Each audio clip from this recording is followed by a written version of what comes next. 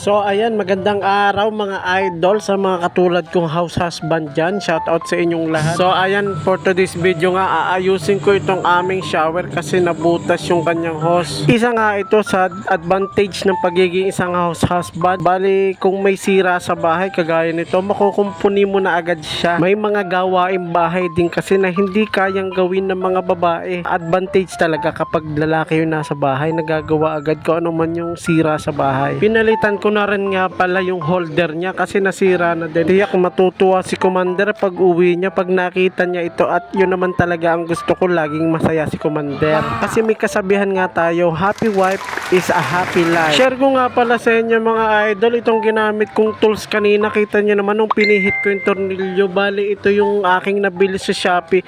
Oo, sa Shopee ko siya nabili. Ewan ko ba sa Shopee lang talaga ako namimili. Kung bakit hindi ko rin alam, basta Shopee lang ako namimili. So ilalagay ko sa comment section ang link kung saan ko siya in order. Check nyo na lang mga idol. So ayan mga idol, makikita nyo naman kompleto siya ng mga pangkalas mula sa maliit hanggang sa malaking sizes. Okay, check nyo na lang mga idol sa comment yung link.